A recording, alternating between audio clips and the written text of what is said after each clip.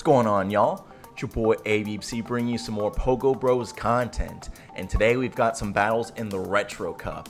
And before we get into the battles, if you recall, last video on this channel about 10 days ago, we were celebrating 50 subscribers.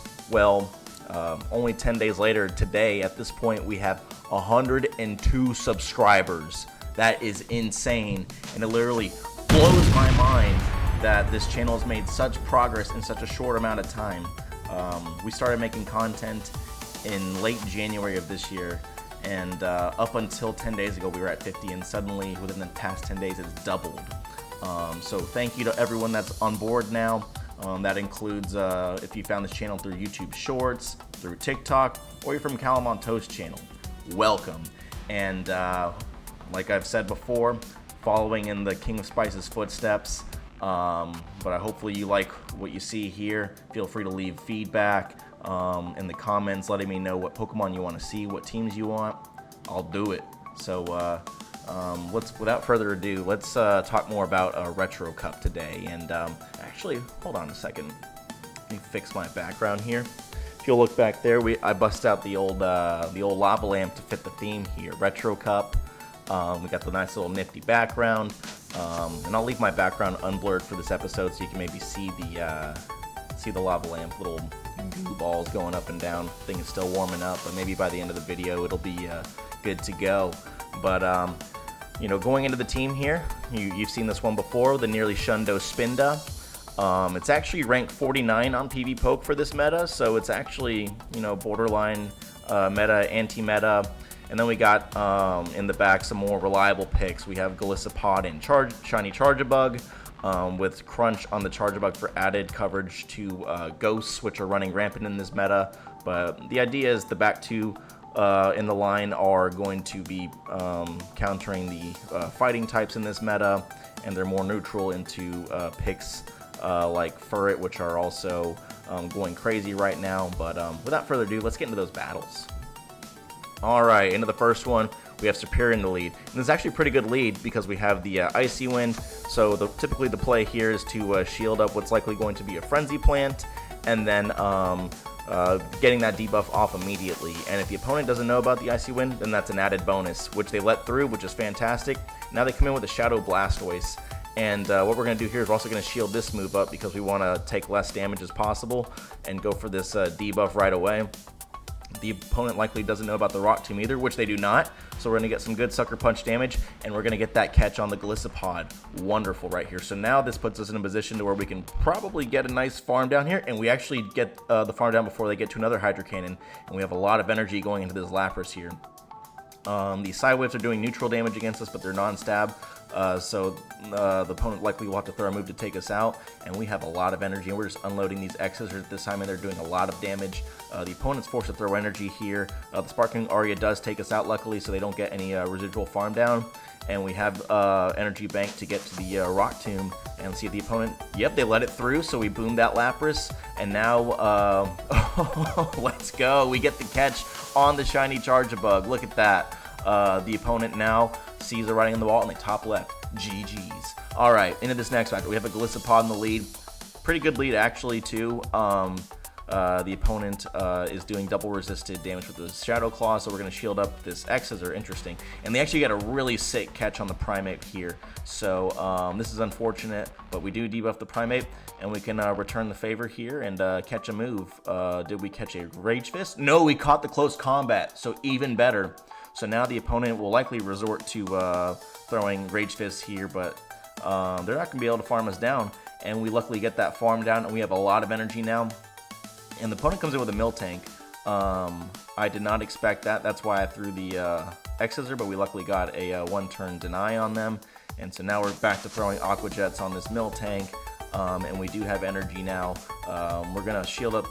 You've seen this before. We're going to shield up that first move. They full send the Thunderbolt, which is great. So now we're able to debuff them and take less damage from here on out. They let it through, so now we're in a position to be able to farm them down. Whatever they throw here will not take us out. They only go for a Body Slam, which is great.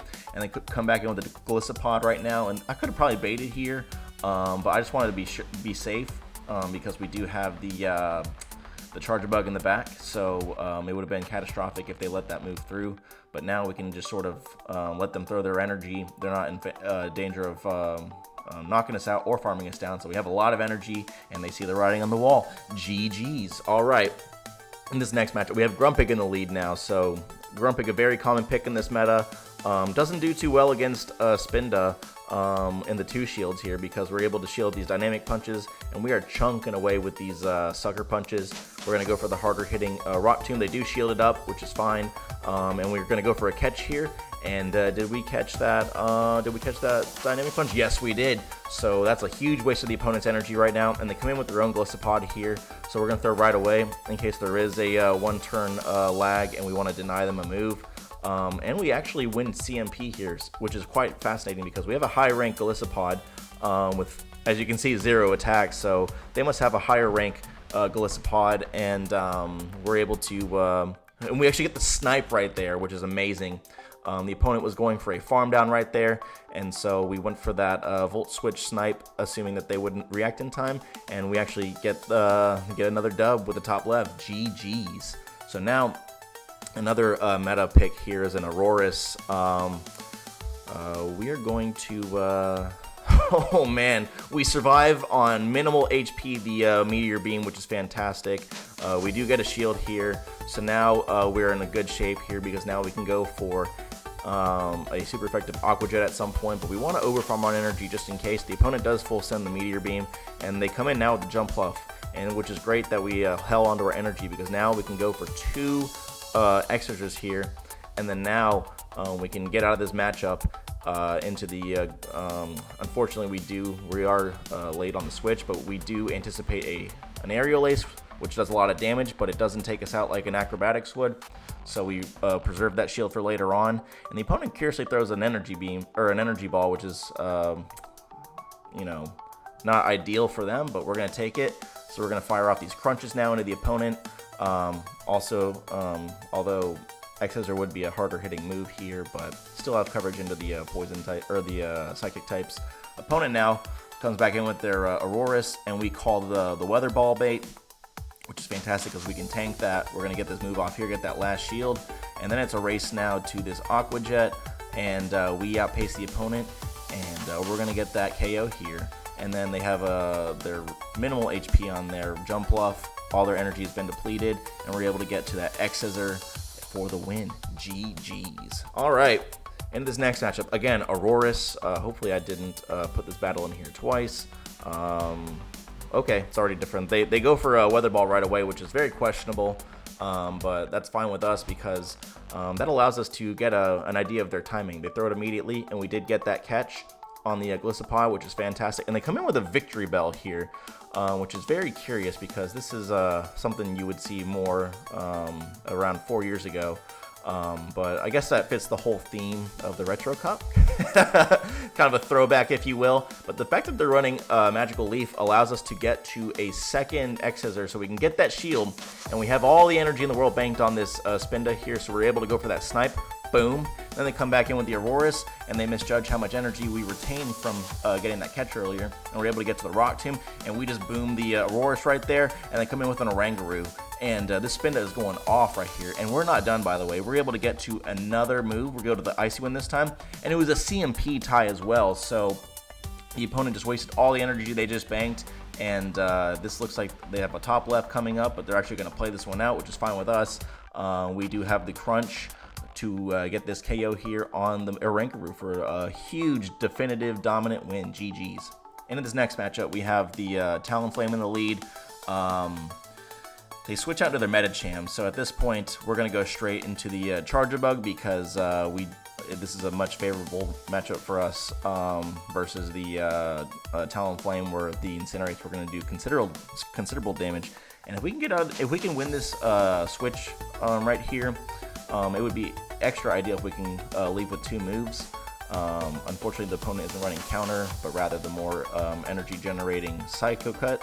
But we actually do get a CMP tie right there, which I'm totally fine with letting us go at that point, because now we can go in for a hefty farm down with the Golisopod, the energy on whom will be very useful going into the Talonflame.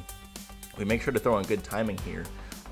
This Aqua Jet's going to be very threatening to the opponent's health, and they let it through, and they do survive on minimal HP, which is unfortunate because we do have to commit a shield here, but at this point we're looking very good because we have residual energy. The opponent, okay, and then we go and get a catch right there, so we are just very confident in our position right now. The double resisted Rage Fist does next to nothing, and we're going to go ahead and lower their attack back down. So they just raised their attack, and we're not going to let it get, higher. We're going to, lower right there. Little game of elevator tag, if you will. And we both knock each other out with the golisopod remaining in the back for a win. GG's. All right, into this next matchup, we got Shadow Jumpluff in the beginning. So, this team does work to an extent. Like, you're seeing a lot of meta Pokemon in the lead and in the back. And we're figuring out ways to win here. So we're gonna shield up that acrobatics, even though we did get a debuff on them because it's such a busted move right now. But unfortunately, we do throw in bad timing with this this Blastoise here. Unfortunately, rollouts in general just confuse me on the timing, especially on like a switch in, and then you pair that with the fact that my move is a 4-turn move versus a 3-turn move, and yeah, I'm just gonna let in that rollout. So that's unfortunate, but we're gonna come in now with the golisopod here. There might have been a 1-turn lag right there, which is unfortunate because that gives us one less fast move. But at this point, we know that we can tank a second Hydro Cannon with very little health left. We're gonna go for a farm down, and the opponent comes in with an Aurorus. So we're gonna go straight for the Rock Tomb here. It's a very efficient move now, and they let it through. So now we're going to get risky here and make a bait call, I believe, and they do full send the Meteor Beam, unfortunately. Although the Powder Snows are resisted on us, unfortunately we can't get the farm down, which unfortunately more or less seals our fate. But we're going to see if we can, play this one out.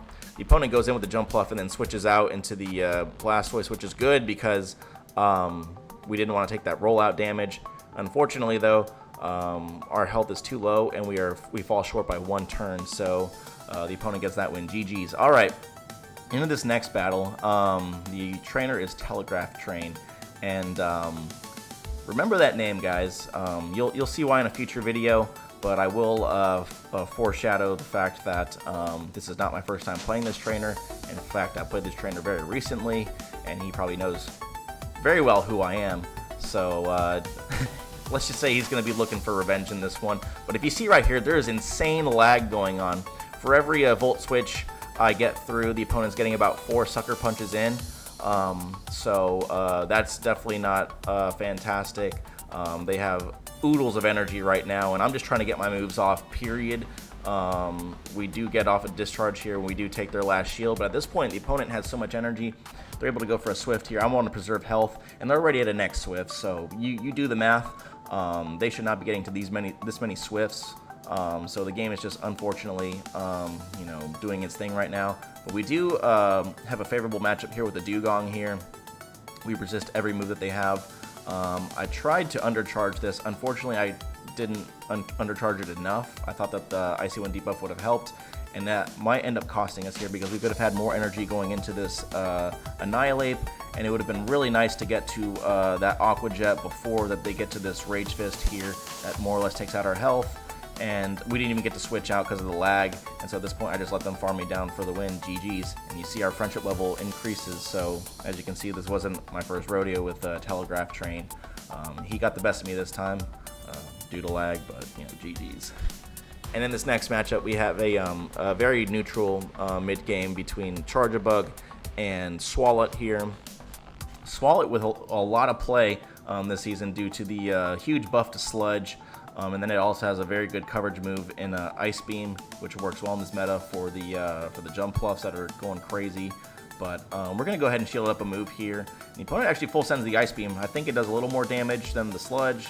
I'd have to double check.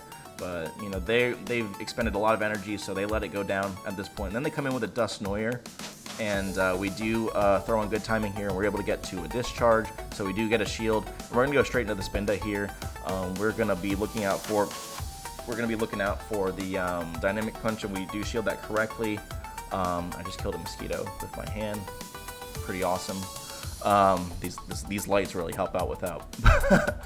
But the opponent has a Furret in here, a shiny one at that, very cool. We do get to this Icy Wind to bring their attack back down. They do give us a shield here. And at this point, I go for a catch. And did we catch the Swift or the Trailblaze? We got the Swift here, which is fine. The opponent spends their energy. At this point, we're kind of in a crossroads. I kind of want to get as much damage as I can with the Sucker Punches as possible. We do force him to throw a move here. And now it comes down to, okay, the opponent comes back in with the Dusk Noir. I didn't want to take a Shadow Punch, so we took them out. And the opponent reads the writing on the wall. GG's. All right, in this next matchup, we have a Shadow Jump Off in the lead again. And as we've done before, we're going to get to that Icy Wind. They didn't build up to 7, so this is not an Acrobatics. I'm fine with taking it. It's just an Aerial Ace. Granted, an Energy Ball would have done a lot of damage, but still no Acrobatics, so they get no shield. Luckily, they switched out, and they allow us to get to the Rock Tomb. So hopefully they don't respect this, and they do not, and nearly takes them out. So at this point now, we can go in with the golisopod. We don't have to respect any move, and they should go for the Icy Wind, which is not very effective, and it actually gives us more farm because it lowers our attack. So thank you, opponent. And now they're probably going to come back in with the Jump Pluff. Yes, we are debuffed by 1 stage, but we're still able to spam out these X Scissors, and I'm definitely going to shield here because we are weak to flying, and even an Aerial Ace would do a lot of damage. And I want to preserve this golisopod for later in the game, so we're able to get them very low here, and we actually go for an insane catch. Again, we're only taking an Aerial Ace, which is fantastic, and now we have an energy lead on this Ferret in the back. And Charjabug typically does very well against Ferret because the Sucker Punches are non-stab. They cannot go for Trailblaze because that would be not very effective, so they're just forced to go for Swift here. And their Sucker Punches really aren't doing too much. So we actually force them to throw energy. This may or may not take us out. It does not, so we go for the fast swap. We're going to see if we can get to this move. And they make an insane catch. My goodness, the opponent read me like a book. And I think that seals my fate right there. We're going to play this one out, obviously, though. They go for the Swift. And I just don't think we have enough health laying around to be able to survive or reach any moves, and we do not. The opponent goes for the farm down, and yeah, we quit that one. GG's. All right, fantastic lead in this next one. Shadow Dusclops. They come in with a Credilli. So how we're gonna play this is we're gonna let them throw their move first because I'm gonna need 2 charge moves to take them out anyways. I just want to make sure I throw in good timing, and maybe they let us get a free Sucker Punch in. But at this point now, I'm gonna let them throw. So I don't want them to debuff my next Pokemon, and also my backline does not want to see Rock. But now, we're going to play to the CMP tie here. They needed 4 Bullet Seeds, and I knew that I only needed 6 Shadow Claws to get to that point. We could throw in CMP. They let it through, and so now we've taken Switch here, and they have a Ferret in the back. So now we're able to get out these Aqua Jets. 2 Aqua Jets more or less threaten the Ferrets. So they do shield that up, and they go for a Trailblaze here, which is fine with us because we're able to get to this next move. And we do have energy on the Spinda here, and they come back in with the Dusclops here, and we're going to go straight for this debuff here, so that way we don't have to shield anything that they throw. They actually don't even get to a move, and we're in a dominant position right here. We're going to go for the harder hitting Rock Tomb, get that debuff going, and the opponent's forced to throw energy if they want to take us out before we get to another move, so we're going to go ahead and let that through. And we have a whole Charjabug left, and the opponent knows that there's nothing they can do, and they concede the match. GG's. Alright, in this next one, Shadow Jump Pluff in the lead. So, rinse, lather, repeat. That's the message here today. We're going to go straight for that debuff. They let it through, which is a lot of damage. We're going to go ahead and shield that Acrobatics. Luckily, we do that. Now they come in with the Ferret, and can we get to the... they get to the Swift before we get to our first move, which is fine. We're going to go ahead and go for the harder move, though. Just chunk away that health, because if enough health goes out, we can just come in with Charjabug and fully dominate this thing.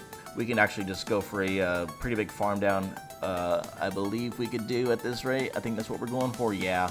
They can throw one more move here. It's not going to threaten us, and we can go for a huge farm down. Oh, they actually come back in with the Jump Pluff. So what we decided to do here is we couldn't farm them down, so we just undercharge it completely, so that way we can get a full Volt Switch in to farm them down before they get to an Aerial Ace, and they come in now with an Arctibax. So we're going to go ahead for this neutral crunch here. It would have been better to have X Scissor, but we did get a debuff on them. Unfortunately, they know their counts and knew that they did need to shield that discharge, but at this point we're looking pretty good. They throw a Dragon Claw, and we're able to threaten their last shield here with the X Scissor.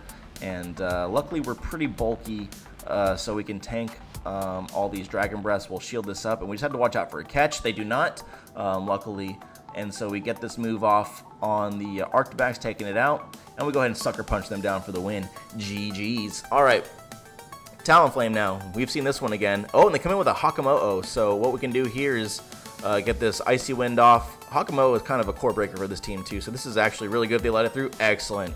So now we can do some neutral damage with our Shadow Claws here, and knowing that they can only do resisted Dragon Claws, we can take 2 of them before things get a little dicey. We're going to make sure we throw in good timing.